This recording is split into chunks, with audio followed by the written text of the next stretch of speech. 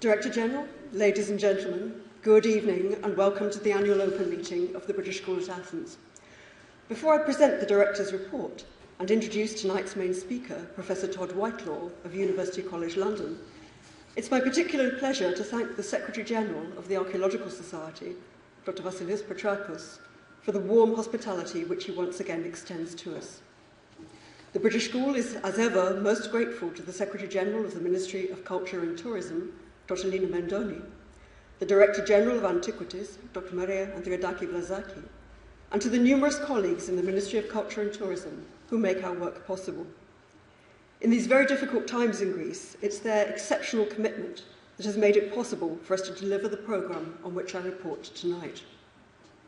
We particularly thank those in charge of the regions in which our major field seasons took place, Dr. Athanasia Kanda of the Kapagama EPCA in Heraklion, Dr. Maria Fotini Papakonstantino of the Iota Delta EPCA in Lamia, Dr. Zamalia Karapaskalidou and Vasiliki Yanouli in the Iota Alpha in Kalkis, and Dr. Angeliki Simosi of the Euphoria in Alion. In 2011, the British School celebrated the 125th anniversary of its foundation. The occasion was marked by a reception in the British Academy, our London home, which brought together 3 generations of school members in the presence of our patron, His Royal Highness the Prince of Wales, who takes a close interest in our work, and especially our work in the fine arts. In October, the school and the Academy joined forces again in hosting a series of lectures entitled Living Hellenism, by Alexander Nahamas, Avril Cameron, and Peter Mackridge, which reaffirm the vital importance in Europe and worldwide of Greek culture, thought, and politics from antiquity to the present day. Promoting the wider understanding of Greek society and culture has been central to the school's work since its foundation. It is part of our foundation charter, and it's never seemed as important as it does today. The range and scope of our activities is wider than ever. We teach undergraduate and postgraduate students. Here you see the 2011 epigraphy course, taught in collaboration with the Epigraphical Museum and the Athenian Agora excavations. Our seminars include well-established collaborations, such as the Fitch series in science-based archaeology, a new series with the École Française d'Athènes in modern history and anthropology, and with the Research Centre for Greek Philosophy of the Academy of Athens. And Dr. Katerina Hierotheokounou's generous pledge of the unique library in ancient and medieval philosophy, created by the late Professor Michael Freder of Oxford University, will make the school library a world-class resource for the study of Greek philosophy. It has long been our aim to make as much of our academic work as possible accessible, not only in print, but as recordings available on our website. Thanks to generous sponsorship, we have now established a video media library online, which we hope will be of use to students and researchers alike. The focus of our publications this year was Crete, with 2 new volumes on Carfi and Knossos. A major Fitch Laboratory project has now appeared in the Austrian Institute's publication of Volta-Gauss and Evangelia Kyriatsis, Pottery Production and Supply at Bronze Age Colonna, Aegina, a book which exemplifies the interdisciplinary approach to the study of technological landscapes adopted by the laboratory team over the past decade. Archaeology in Greece Online is now a well-established and much-used facility on our website, and, responding to the opportunities presented by having a large volume of well-illustrated reports easily accessible on the internet, the school this year produced a newly fashioned print version of Archaeology in Greece, designed as a commentary on the online data of use to a wide readership. The school's annual is now published by Cambridge University Press, both in print and as a rolling e-publication, which allows subscribers to consult articles online before print publication, and authors to publish a larger volume of illustrations, also in colour. Turning to our research programmes, the work of the school is now organised by 2 research committees, effectively faculties, for archaeology and for society, arts and letters. I begin with the latter.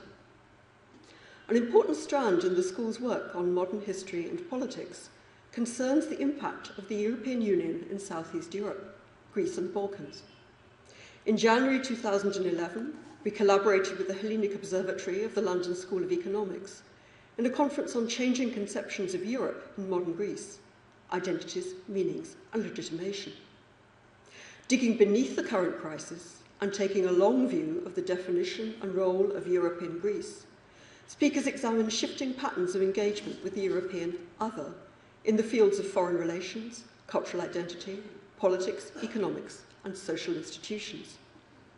The keynote lecture on European challenges in a time of crisis was given by former Prime Minister Kostas Simitis, who reviewed options for reform of the Eurozone and new instruments to mitigate current austerity. The conference proceedings are due to be published in September.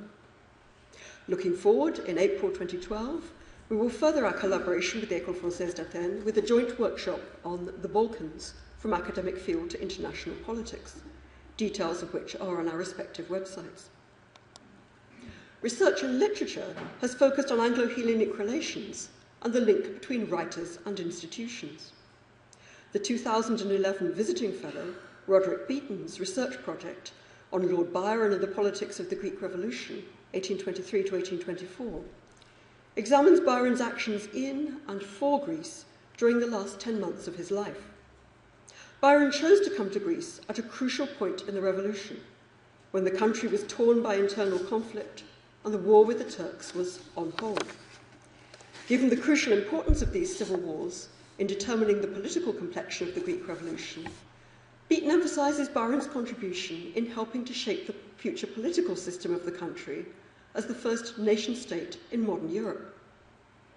Secondly, our recent conference Between Two Worlds, organised in collaboration with the British Council and King's College London, focused on the role of the British Council in sustaining and promoting a mutual understanding, in Greece and in Britain, of the literary cultures of the two countries in the decade following the Second World War, examining also the cultural, political and ideological background to the Council's activities in these very troubled times. Much of our work in the fine and applied arts relies upon the resources of the school archive, where attention continues to focus on the Byzantine Research Fund. Indeed, we look forward to collaborating with the Centre for Byzantine Research of the Aristotle University in Thessaloniki in an exhibition next year to celebrate the centenary of the annexation of Thessaloniki to the Greek state. The glass negative collection of Robert Will Schultz and Sidney Barnsley, previously held in the Warburg Institute, has been prepared for digitisation, and archival descriptions made of Schultz's notebooks and the corporate records of the fund from 1907 to 1950. However, work has centred on the papers of Peter Magor, a collection which includes a slide library with rare colour images of now lost mosaics in Cyprus. Here you see the Church of the Panagia Kanakaria at Lithrankomi, and from churches in Athens and Thessaloniki. Alongside this, we continue to catalogue the glass negative collection of the Society for the Promotion of Hellenic Studies, a collection of interest as much for the photographers as for their work. A major addition to the school's infrastructure, on which I reported last year, the Eleftherios Art Studio, was formally inaugurated in February by Anastasia Kollaki and Isidoros Theophanidis, the donor's daughter and son-in-law, following a lecture by Iris Rogoff of Goldsmiths, University of London, held in collaboration with the British Council and the Cubox Gallery in Athens. This is a young group of Greek graduates from Goldsmiths and City University, whose work we are very happy to support. The first artist to use the studio was the 2010-11 holder of the Prince of Wales Bursary for the Arts, sculptor Brigitte Jorak of Manchester Metropolitan University. Exploring the relationship between the permanent object, the sculpture, and non-permanent performance, ritual, observed in her visits to ancient Greek sanctuaries, she created small-scale sculptures of young people to be developed in porcelain. She also presented the school with 2 vessels, now installed on the empty plinth behind the Findlay Library. Her successor, sculptor Garron Davis, makes large works primarily in bronze. He used his bursary to create models for a new sculptural sequence, on which I'll report next year. In archaeology too, we maintain a diverse range of activities. We held a conference on interpreting the 7th century BC, tradition, innovation and meaning, in December 2011. We supported a number of artefact studies, notably a project led by Robin Barber in close collaboration with colleagues at the National Museum to reappraise and fully publish the finds from the excavations of Dawkins and Drope at Philokopi. And we participated in large collaborative projects, such as the Fitch Laboratory's collaboration with Manthos Bezius of the Kapazitrebka, Yanis Zivopoulos of Aristotle University, and Andonis Kotsonis of the University of Amsterdam, in the study of the inscribed pottery from the early colony at Methoni, part of a wider European Union-funded project on the origins of the Greek language, led from the Aristotle University. The Fitch Laboratory is central to our collaborative activity, especially following its renovation and re-equipment with new WD XRF facilities, on which I reported last year. It is also active in teaching. In spring 2011, the second postgraduate course on ceramic petrology attracted applicants from over 20 institutions across 12 countries. In addition to laboratory training, field tuition on Aegona provided practical experience of prospection for and sampling of raw materials and observation of potting practices in a traditional pottery workshop. To illustrate the scope of Fitch research in areas other than ceramic studies, which are ably carried forward by Williams Fellow Arati Pendedeka, and on which I will report next year, I present 4 examples of Fellows' projects. The third Senior Visiting Fellow, Dr. Eva Panayotakopoulou of the University of Edinburgh, pursued research on insect remains from a section taken at the Neolithic lake settlement of this Viljor, in order to reconstruct environmental change and human impact. The most interesting results came from the lower part of the section, where insect chitin is still preserved, and in particular from the basal sample, which provides information for the earliest, Middle Neolithic occupation phase. To obtain a secure chronology, a fragment of the preserved pine wood has been sent for AMS dating, and the results are pending. Fragments of reed beetles, Donachinae, were recovered together with 4 elytra of Cytophilus granarius, the grain or granary weevil. As their vernacular name suggests, reed beetles frequent wetlands and reed beds, typically around the edges of lakes or slow-flowing rivers. The granary weevil constitutes an important find, however, not least for its early date. This is a flightless insect which relies on humans for its transport. Its origins probably lie in the Fertile Crescent, perhaps as an inculine living in the grain stores of rodents' nests, and it has moved from there to become primarily a pest of the stores and granaries of humans. While Cytophilus granarius does not provide evidence for cultivation in itself, since it does not infest plants in the field, it does provide evidence for storage of cereals. It was perhaps brought to the site by the first settlers. The earliest evidence of the beetle from the Mediterranean comes from a well at the submerged settlement of Atl-Giam off the Israeli coast, dating around 7,500 BP. From the Aegean, there is evidence from early Cycladic deposits at Akrotiri, and from an imprint on a Neolithic pot from Servia, about 4,700 BC. So the early date of this Viljor remains is significant.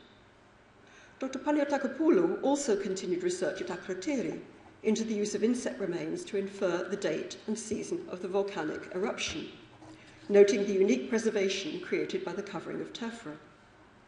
The pithoi from room 5 in the West House contained fava beans infested by the pea and bean weevil Bruchus rufipes. Collaboration with Tom Hyam and his team at Oxford has improved the technique for dating insect chitin, and as part of this project, a new AMS date from the West House bruchids suggests a midpoint of 1607 BC. The range is 1744 to 1538 BC.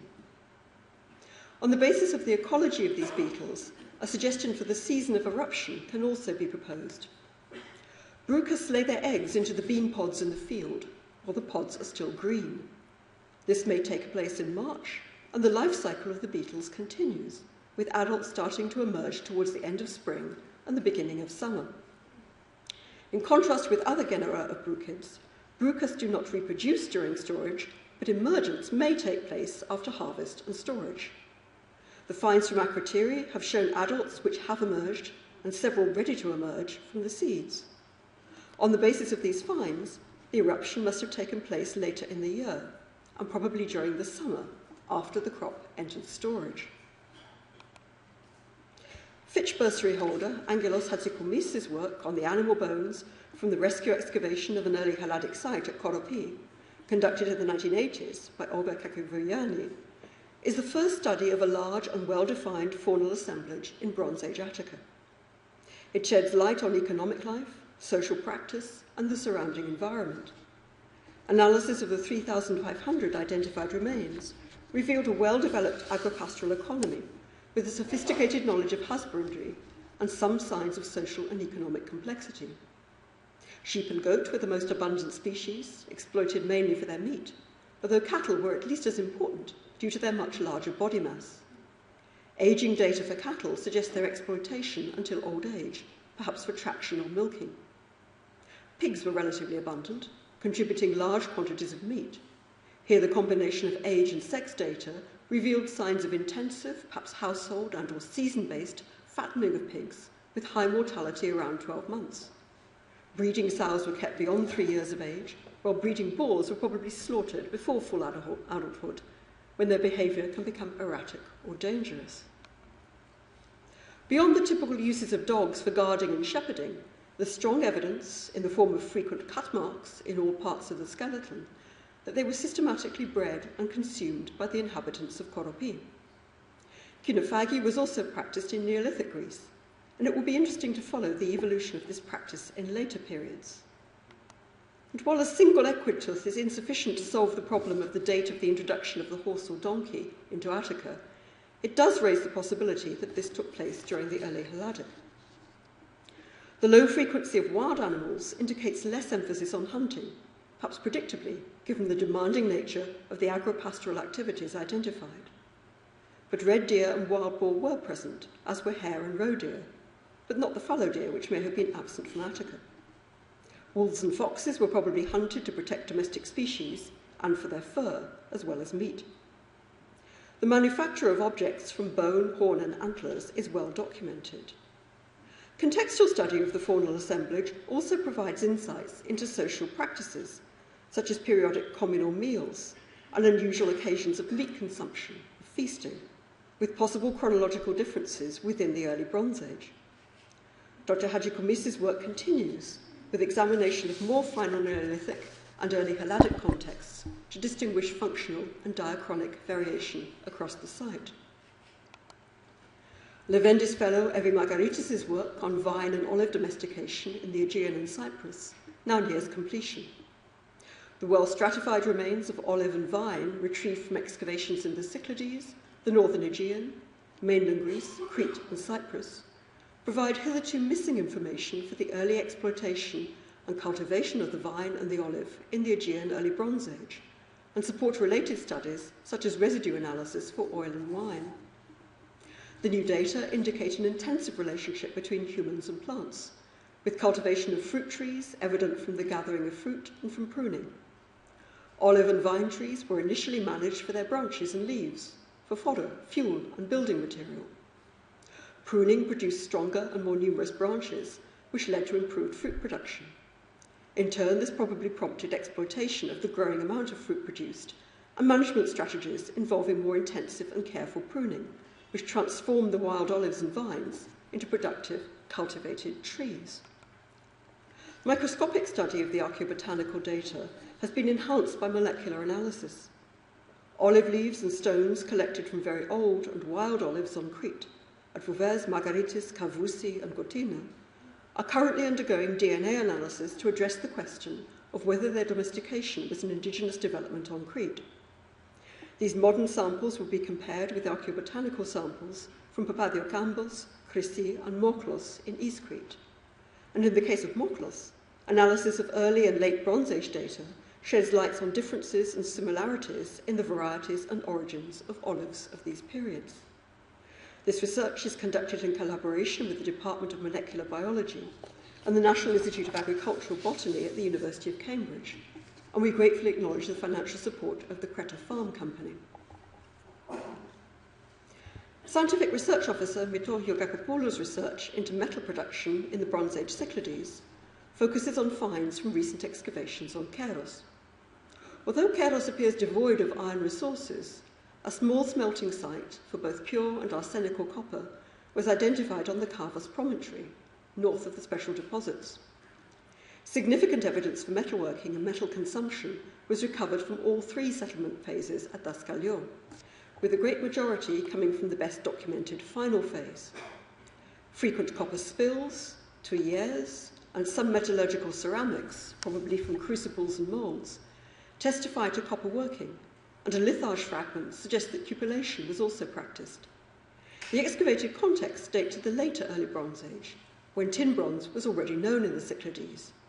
Yet most copper-based artefacts at Kairos were of arsenical copper, with very few tin bronzes among the analysed finds.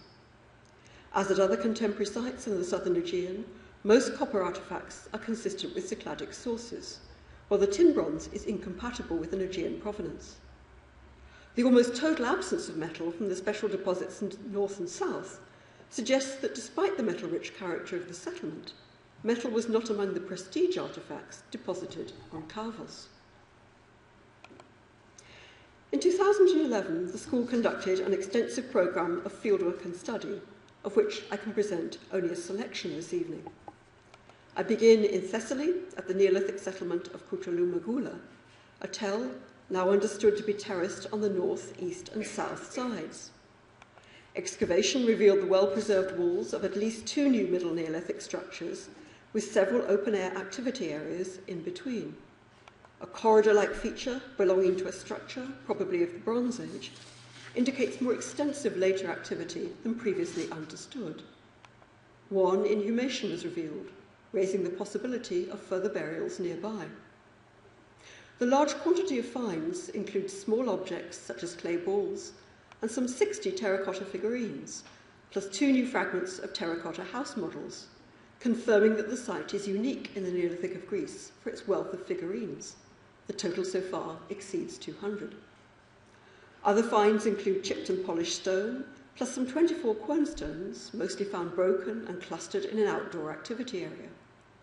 Preliminary indications are that most pottery dates to the second half of the Middle Neolithic.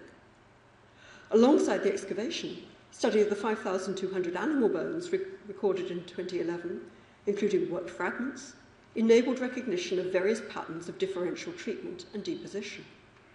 Soil flotation samples were taken, soil micromorphology sampling continued, and a pilot programme of organic residue analysis was conducted in preparation for the 2012 excavation season. At Lefkandi, excavation on Xeropolis clarified the history of the so-called megara and associated structures. The successive megara, A and B, were the main elite residences on site. Research this year focused on their origins and the earlier construction history of the area, and on their relationship to certain structures identified in previous seasons. Earlier walls under Megaron A form part of an LH3 early house plan, standard for the known multi-roomed house plans on Xeropolis, but these differ from the Megara in orientation and plan. The walls had two construction phases, equivalent to Lefkandi 1A and 1B, each associated with more than one phase of occupation. It's now clear that the construction of Megaron A began during Lefkandi phase 2A. A number of pictorial vases, including this crater, were found within the structure and in its newly discovered northeast room, at or below floor level. The complexity of the area around the hearth at the northern end of the Megara underlies the significance of these buildings during the last stages of LH3C. The hearth had three main phases. First, a low rectangular platform was raised just above floor level. The floors of Megaron A then accumulated around it and began to cover it. In the second phase, soil heaped up along the earlier borders raised the hearth sides and left a depression which was given a new base. The third phase saw the construction of a freestanding mud brick house. Megaron A was shown to have a supplementary northeast room which contained a number of large pots of Lefkandi phase 1B to 2A, and was thus initially contemporary with the first phase of Megaron A. It was evidently used for food storage and processing, since a number of vases associated with these activities were found together with querns and handstones. The pictorial crater suggests the storage of vessels used for drinking and food consumption, and evidence of burning is also found in the north of the room. The room continued in use throughout the life of Megaron A, and the two structures were probably abandoned at the same time. The room's contents lay under the collapse of its mud brick walls, but there's no certain evidence that the later Megaron B extended over the debris. Instead, the area probably remained an open space while Megaron B was occupied. Full exposure of the so-called annex, an adjunct structure whose function and relation to the Megara were previously unclear, also revealed a complex use history. The initial phase was connected to a substantial pebble surface. This first structure was replaced by a short pie-shaped building open to the north. The ends of its east and west walls were probably marked by posts supporting the roof. A large pithos set into a pit indicates that the space was used for storage, at least during this second phase. At some point in the life of Megaron A, the annex was enlarged by extending the side walls, but the exact timing of this is unresolved. An east-west corridor probably gave access to the annex and to the northeast room, as well as to Megaron A through its east wall. Another north-south access route, the passageway between the annex and the Megaron, gave direct access to these adjunct rooms from the south side of the Megaron. The construction of Megaron B began in Lefkandi phase 2B to 3. During the initial phase of use, the mud brick hearth of Megaron A survived, repaired, and slightly sunken into the floor. It's unclear whether it went out of use during the life of Megaron B. The north, east, and south walls of the Megaron were rebuilt on previous foundations, with the east wall considerably strengthened. The west wall, however, was moved to the west and constructed in a different fashion. Its large, flat, and squared limestone blocks created an imposing facade when approached along the east-west roadway from the west and central area of the settlement. Later use of the building into the sub-Mycenaean and early protogeometric periods requires further study. One further episode may belong with the end of Megaron A or of Megaron B. Two pits were filled with pottery and animal bones, probably after a single feasting event, and were then closed off with piles of stones and pebbles. Identification of a substantial later structure confirms that the annex area was occupied after the period of the Megara. The existence of an internal space here had previously been confirmed, but no walls or associated surfaces had hitherto been recognised. A set of thin walls observed in the south bulk section were traced westwards, halfway along the south face of the Megaron, and related to features including terracotta bins and a pit. Further study is required to determine whether this room was initially associated with a late phase of the Megaron. Preliminary conclusions from ongoing zooarchaeological analysis indicate that the inhabitants of prehistoric Lefkandi broadly favoured husbandry of domesticated species, including sheep and goat, which were the best represented over cattle and pigs, with clear evidence also for some dogs and equids.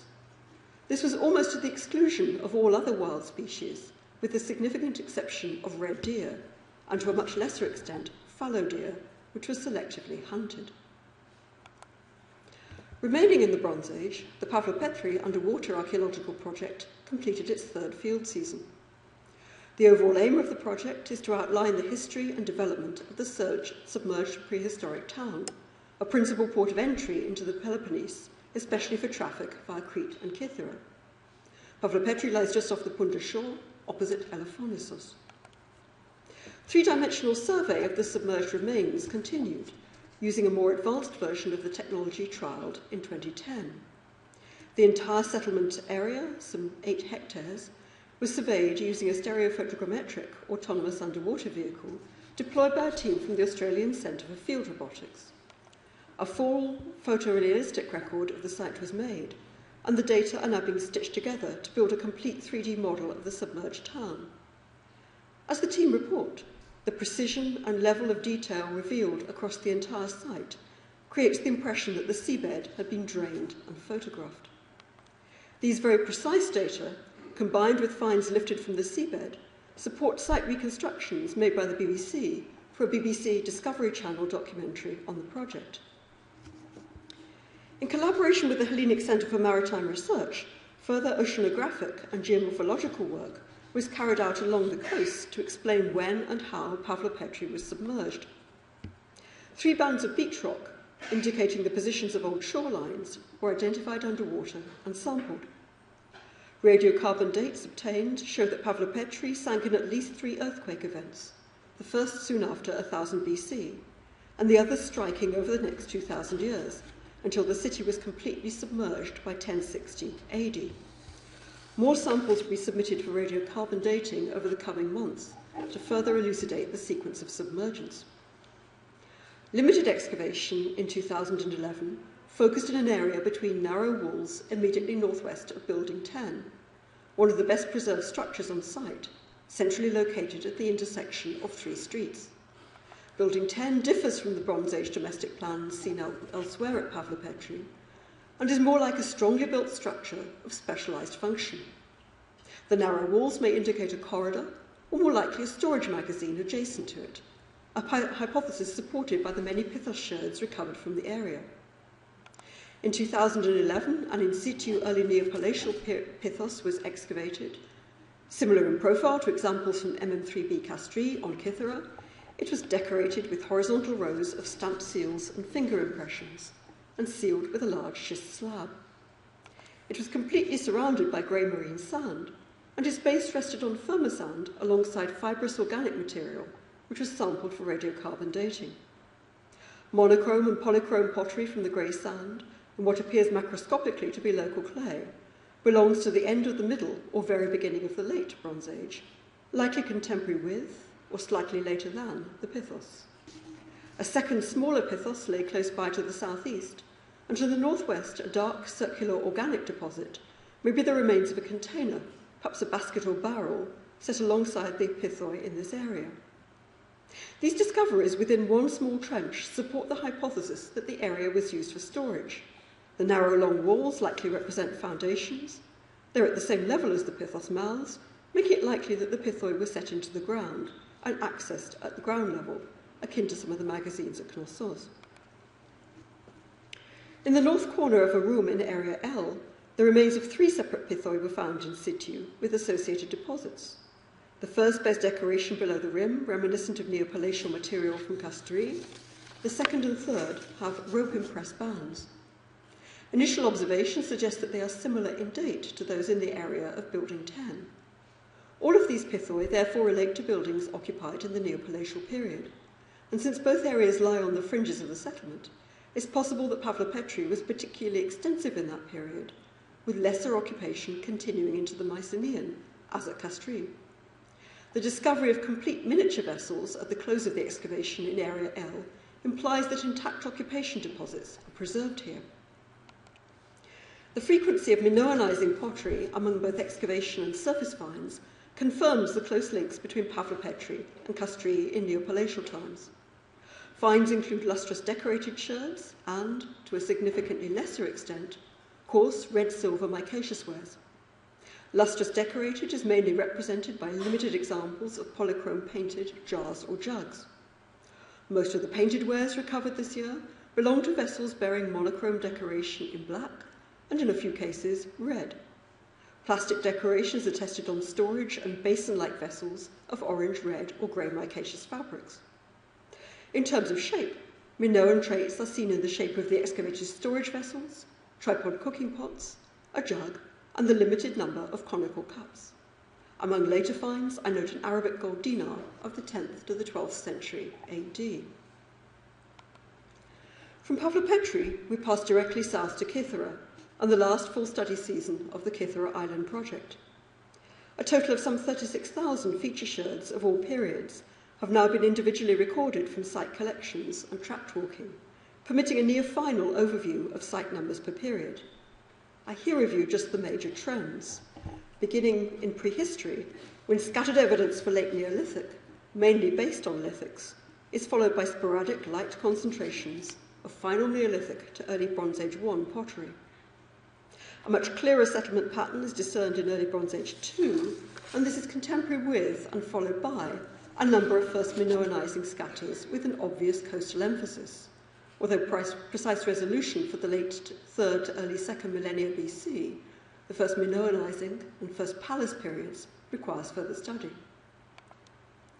The boom in the Second Palace period is one of the most remarkable phenomena in Aegean prehistory to have been detected through survey.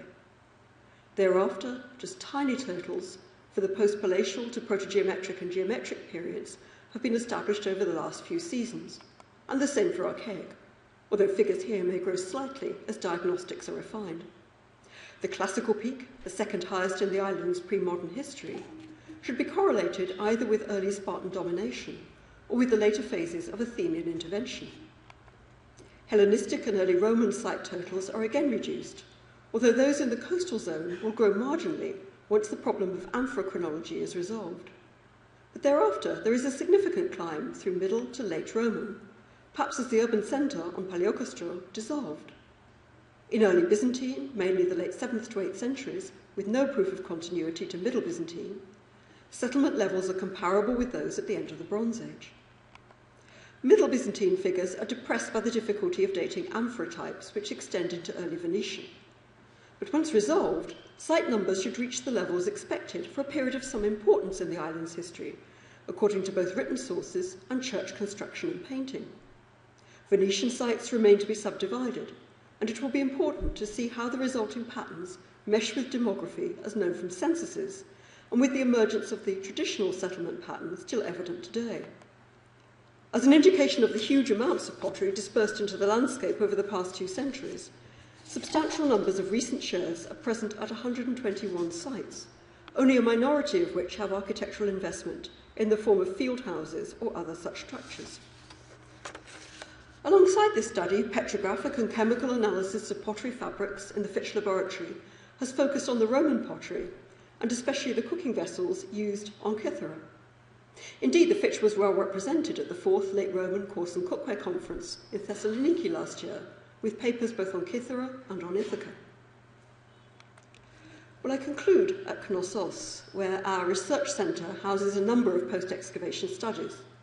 The curatorial project continues to improve the storage and cataloguing of the stratigraphical museum collections and to provide training for museum studies interns, and work to integrate the museum records into the school's archival databases proceeds. 3 field projects are currently active at Knossos. The Knossos Urban Landscape Project, the subject of tonight's lecture, the Gypsades project, focused on a suburb of the Bronze Age city, which continued further geophysical survey in 2011, and the Kefala project, which aims to reconstruct the early stratigraphy on Kefala Hill. I focus on Kefala this evening in tribute to John Evans, who died in July 2011. John Evans' extensive field projects included excavations at the early farming site of Saliagos with Colin Renfrew, and of Neolithic levels at Knossos in 1957 to 1960 and 1969 to 1970, work which forms the heart of the Kefala project, of which he was constantly supportive. The project's 2011 season had 2 aims. First, to correct errors in the global architectural plan by resurveying a representative sample of walls across the hill, and the data obtained now permit all BSA excavations to be mapped in the project's GIS. The second aim was to re-examine the stratigraphy, phasing and chronology of the 3 key deposits which currently define early Minoan 2A early and late Knossos. It has become convention to view the EM2 deposits excavated by the late John Evans below the West Court as belonging to and defining the EM2A early phase at Knossos. However, restudy revealed that EM2A late and even to EM2B pottery is also present, and thus indicates a more complex stratigraphy and phasing of this area during EM2. Prior to the construction of the West Court House, the area was occupied by a large pit containing a complex sequence of deposits. Restudy of the pottery from this pit indicates that the filling took place during EM2A early, and thus the West Court pit group serves to define EM2A early at Knossos. When the West Court House was built, its basement rooms and the open area to the west were terraced into the northern and western portions of the pit. Pottery associated with the construction of the walls and floors, and with the earliest use of the basement rooms, presents the full range of EM2A late diagnostic types, indicating that the West Court House was first built and used during this phase. Later in the life of the house, the basements were filled in, but restudy suggests that at least part of the ground floor continued in use as late as EM2B. The deposition of a massive fill over the low-lying open area to the west of the West Court House to raise it to the level of the ground floor of the house now has a terminus post quem of EM2B. correlation of excavated deposits and visible architecture on the Kefala Hill as part of the ongoing work of the project hinted at the existence of an unsuspected system of palatial walls, characterised by small-sized masonry of different styles and phases, and seemingly dated within early Minoan. A survey was therefore made of the style and phasing of the visible architecture in the western half of the palace. One feature identified, a bedrock outcrop south of the central court, confirms the existence of the natural knoll predicted in GIS-based reconstruction of the natural topography of the hill. More generally, the survey added new detail to the picture of final Neolithic 4 to Middle Minoan 1A activity on Kefala, now emerging. The court complex first emerged during EM2, developed out of earlier final Neolithic 4 and EM1 ritual activity on the hill. It underwent subsequent discrete episodes of construction during EM3, MM1A, and MM1B, at which point it became what is conventionally termed the first palace. Well, this closes my account of the work of the British School in 2011 and leads directly to the subject of tonight's lecture, the Knossos Urban Landscape Project, which has been a major part of the school's fieldwork programme for some 10 years, conducted in close and highly effective collaboration with our colleagues in the Kapagama EBGA. Indeed, it's particularly appropriate to celebrate this collaboration in the school's 125th year, as Knossos was the site of one of our earliest major field projects. The school, represented by David Hogarth, worked alongside Arthur Evans from the inception of excavation in 1900, Hogarth working around the town and Evans at the palace. In fact, Hogarth beginning just 10 days before Evans. Tonight's lecturer, Todd Whitelaw, Professor of Aegean Archaeology at University College London, has had a distinguished career as an excavator, notably at Philippi, and in particular as a leading exponent of survey archaeology in the Aegean, having played a central role in a series of leading projects from Milos to Kea, Amorgos and Keros. He has been a co-director of the Knossos Urban Landscape Project for the BSA since its inception, working alongside fellow directors from the Kapagama EBGA, initially Eva Grammatikaki and more recently Maria Berdaki, and with Andonis Vasilakis. It's my pleasure now to invite Todd Whitelaw to deliver his lecture on behalf of the entire directorial team. Thank you.